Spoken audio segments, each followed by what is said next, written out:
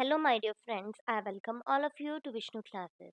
आज हम जानेंगे यशपाल कमेटी, जिसे कि हम लर्निंग विदाउट बर्डन जो है कहते हैं। 1993 में डॉक्टर यशपाल जी के चेयरमैनशिप के अंडर जो कमेटी स्टार्ट की गई थी उसे हम यशपाल कमेटी बोलते हैं।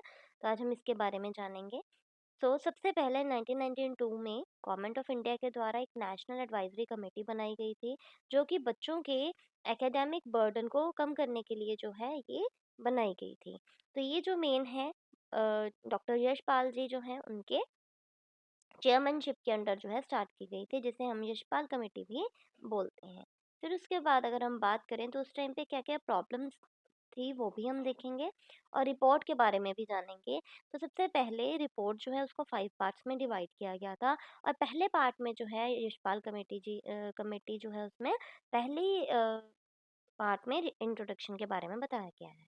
तो सबसे पहला पार्ट है इसका इंट्रोडक्शन, और जिसमें मेन मेन ऑब्जेक्टिव्स क्या है, हमने क्यों ये कमेटी बनाई है और क्या क्या हमारे मेन ऑब्जेक्टिव्स हैं उनको बताया गया।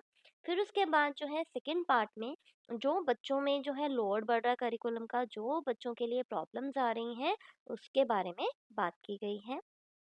फिर उसके बाद अगर हम बात करें थर्ड पार्ट में क्या क्या कारण है, क्या क्या कॉजेज हैं, क्या क्या रूट्स हैं, किस वजह से प्रॉब्लम बढ़ रही है, क्या क्या कारण है, उन सबको डिस्कस किया गया है।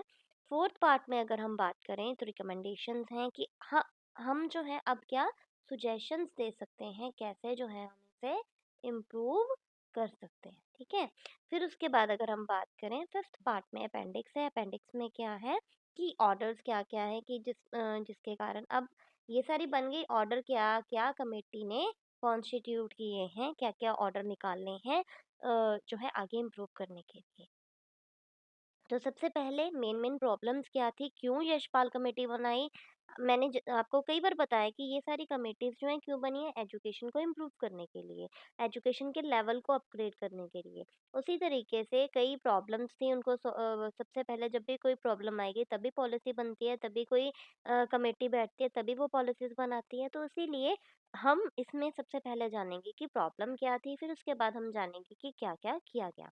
तो सबसे पहले करिकुला, करिकुला मीन्स की करिकुलम, करिकुलम कंस्ट्रक्शन की जो है इस टाइम पे बहुत ज़्यादा प्रॉब्लम आ रही थी, क्योंकि करिकुलम का लोड बच्चों पे बहुत ज़्यादा बढ़ गया था।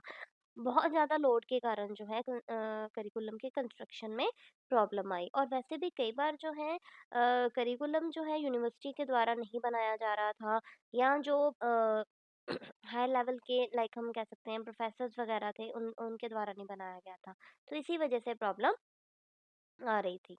वैसे अगर हम देखें करिकुलम का, अगर स्कूल लेवल का है तो स्कूल लेवल के टीचर्स जो हैं वो ही बनाएंगे। अगर यूनिवर्सिटी का है तो जो कॉलेज है उसके प्रोफेसर्स बनाएंगे। तो इसी तरीके से मेन प्रॉब्लम आ रही थी करिकुलम कंस्ट्रक्शन में। और फिर उसके बाद अगर हम देखें तो सेंट्रलाइजेशन मीन्स कि सारी कमांड जो है वो एक पर्सन के हाथ में थी, सेंट्रलाइज थी। ठीक है। ये सारी पावर है और समझ लो ये पर्सन है। ठीक है। तो उसकी वजह से प्रॉब्लम आई आई थी। अगर डिसेंट्रलाइजेशन हो मीन्स की पावर डिवीजन हो कि ये काम ये करेगा, ये काम ये करेगा, तो उससे जो है प्रॉब्लम कम हो जाती है। लेकिन सेंट्रलाइजेशन की वजह से जो है इसमें बहुत ज़्यादा प्रॉब्लम आ रही थी। फिर उसके बाद अगर हम देखें तो एग्जामिनेशन सिस्टम जो है उसके कारण प्रॉब्लम थी। लॉन्ग क्वेश्चन को प्रायोरिटी दी जाती थी, उसमें ऑब्जेक्टिव टाइप क्वेश्चंस नहीं होते थे। तो एग्जामिनेशन सिस्टम को भी जो है चेंज करने की भी बात की गई। लाइक पहले एनुअल सिस्टम था, सेमेस्टर सिस्टम की भी इसमें बात की गई बच्चों के लोड को कम करने के लिए। फिर उस टाइम पे जो है कंपटीशन बेस्ड एनवायरनमेंट था, तो उस कंपटीशन को ख़त्म करने के लिए, ताकि कोई रिवलरी ना हो बच्चों में, ट्रू लर्निंग के लिए जो है कंपटीशन एनवायरनमेंट को ख़त्म करने के लिए जो है करिकुलम लोड को ख़त्म करना, प्लस जो आपने देखा होगा A+ B+ CGPA में या वैसे आते हैं ना, तो उसी तरीके से ये जो है चेंजेस किए गए। फिर उसके बाद अगर हम देखें तो इन सर्विस ट्रेनिंग, टीचर तो ट्रेन होके आते थे जैसे B.Ed की हुई है, लेकिन इन सर्विस जो टीच कर रहे हैं उनको भी जो है इन सर्विस ट्रेनिंग भी दी गई कि कैसे कैसे जो है उन्होंने मैनेज करना है सारा काम।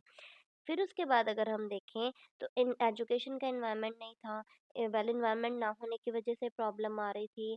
सब्जेक्ट सेंटरनेस जो है वो बहुत ज़्यादा थी। कैसे लाइक सारा जो है एक सब्जेक्ट पे फोकस किया जाता था। आपने देखा होगा पुराने टाइम पे ज़्यादा मैथ्स पे, साइंस पे फ़ोकस किया जाता था, है ना? डबल-डबल क्लासेस, ट्रिपल-ट्रिपल क्लासेस जो हैं उसके लगाई जाती थी। तो एक सब्जेक्ट पे जो है फ़ोकस होने के बजाय बच्चों को सभी सब्जेक्ट्स की प्रॉपर नॉलेज दी जाए, ये ज़्यादा इम्पोर्टेंट था।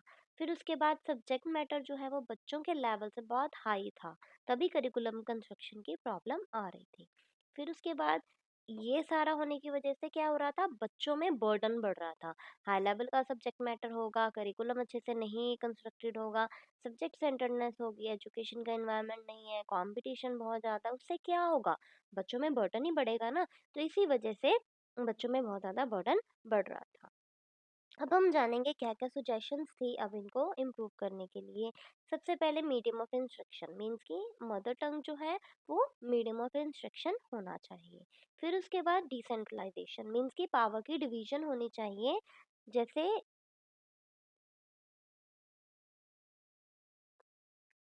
ये है ना, तो काम जो है आगे डिवाइड होना चाहिए। सिर्फ एक व्यक्ति के हाथ में कमांड नहीं होनी चाहिए, बाकी भी जो है हेल्पर्स हैं चाहे, लेकिन सभी में जो है पावर डिवीजन होनी चाहिए।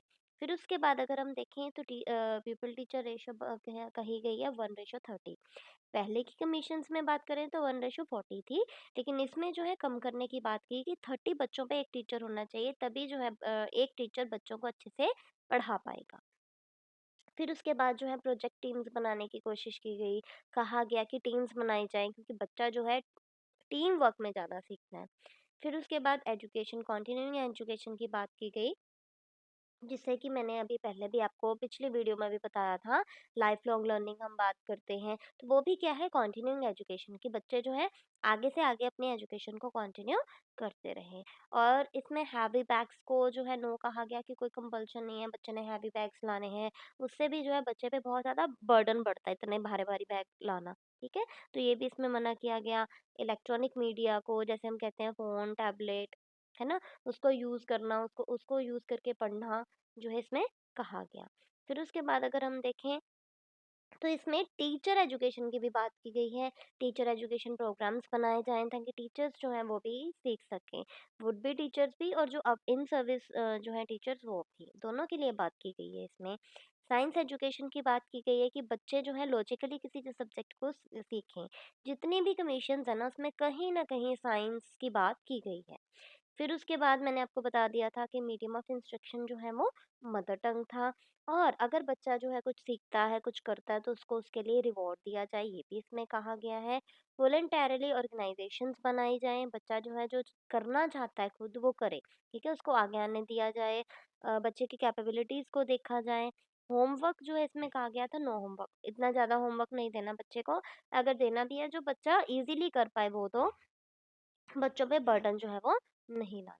तो कल हम रमसा के बारे में जानेंगे। आज हमने जो है यशपाल कमेटी के बारे में जाना है। So hope you like this. Please like, subscribe and share this channel for more and more videos. Thank you.